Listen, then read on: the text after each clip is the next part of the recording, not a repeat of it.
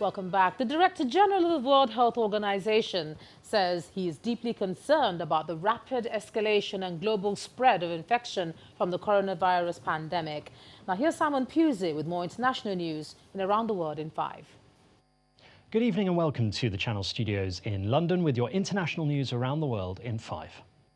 The current coronavirus outbreak is the biggest challenge for the world since World War II. That's according to the UN Secretary-General Antonio Guterres. He said it could bring a recession that probably has no parallel in the recent past. Meanwhile, the United Nations has warned of public health threats of the coronavirus and its impact on humanitarian operations in countries already fraught with disease and conflict. As of today, the DRC has about 100 confirmed cases since the beginning of the epidemic, including about 8 deaths. Coronavirus will most likely divert the available national health capacity and resources and leave millions of children affected by measles, malaria, polio, and many other killer diseases. Libya is at high risk of the spread of COVID-19 because of its level of insecurity, weak health systems, and high numbers of migrants, refugees, and internally displaced people. There are now 8 confirmed cases, 2 of them in Tripoli, 6 of them in Misrata, and a total of 112 suspected cases. In a U-turn to what he said just a week ago, the US President Donald Trump has warned Americans that they're about to face a very painful 2 weeks. 7 days ago, the president highlighted how early fatality numbers were much less than the normal flu. But at a press conference, he said he wanted every American to be prepared for the hard days that lie ahead. We're going to go through a very tough 2 weeks.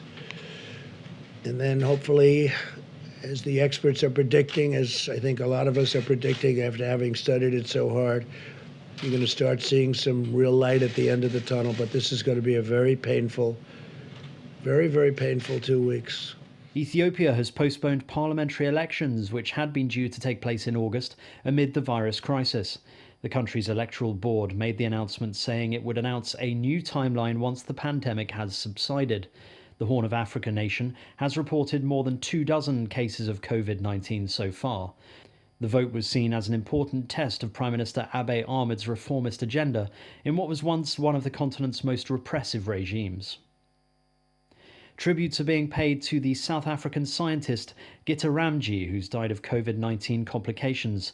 Professor Ramji had recently returned home from a trip to London and was admitted with pneumonia to a hospital in KwaZulu-Natal province. Her research, which focused on ways to prevent HIV transmissions in women in South Africa, earned her recognition around the world. The executive director of UNAIDS tweeted that she was deeply saddened by the news.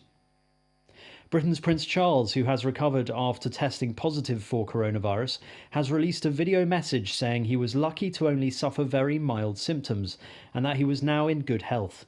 He also said his thoughts are with those who have been less lucky than him. At such an unprecedented and anxious time in all our lives, my wife and I are thinking particularly of all those who have lost their loved ones in such very difficult and abnormal circumstances, and of those having to endure sickness, isolation and loneliness. Tokyo 2020 organisers left the Olympic flame in the hands of Fukushima Prefecture, where the diminutive flame housed in a lantern will be on display for the next month.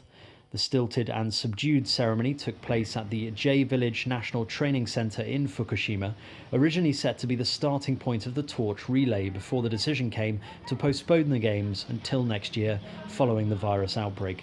The Olympics will now run from July the 23rd to August the 8th, 2021, following a decision made by the International Olympic Committee and Games organisers last week. And finally, it's Eurovision, but not quite as you know it. For me, it's about music first, always. Following the cancellation of this year's song contest, organisers will instead air a television show honouring all 41 songs in a non-competitive format called Eurovision Shine a Light, which will take place on Saturday the 16th of May, in place of what would have been the live final in the Netherlands.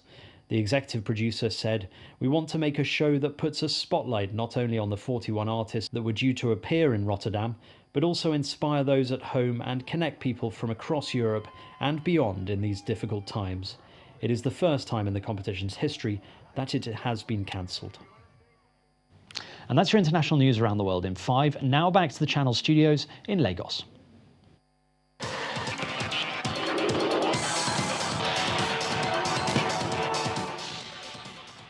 The All England club have cancelled this year's Wimbledon Tennis Championships owing to the COVID-19 pandemic following an emergency board meeting today. Wimbledon had hoped to hold off making a final decision for a few more weeks, but Chief Executive Richard Lewis announced that had been brought forward to an emergency board meeting at which it was then decided to cancel rather than postpone the 2-week grass court tournament. UEFA has suspended all Champions League and Europa League matches until further notice owing to the COVID-19 pandemic.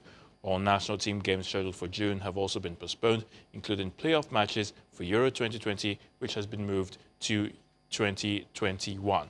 UEFA European Under-17 Championship and UEFA European Women's Under-19 Championship scheduled for May and July have been cancelled as well. Norwich City have become the latest English Premier League club to start granting leave of absence to staff. The Canaries, bottom of the top flight, will utilise the government's coronavirus job retention scheme, which allows staff to claim 80% of their wages to a maximum £2,500 per month. And Bayer Leverkusen players, staff and management have agreed to accept an unspecified pay cut as the German Bundesliga remains suspended amid the COVID-19 pandemic. Bayer Leverkusen captain Lars Bender said discussions had taken place in the last few weeks and today they reached an agreement. And that's a wrap on sports news. It's back to you, Joe. Thanks a lot, Ayotunde. And the main news again. The Nigeria Center for Disease Control today announced that the confirmed number of COVID-19 cases in Nigeria rose to 174 today after an additional 35 persons tested positive for the virus. And that's the news at 10 tonight. Thank you so much for staying with us. Do stay safe out there, practice self-isolation. I'm Ijoma Unyato. Good night.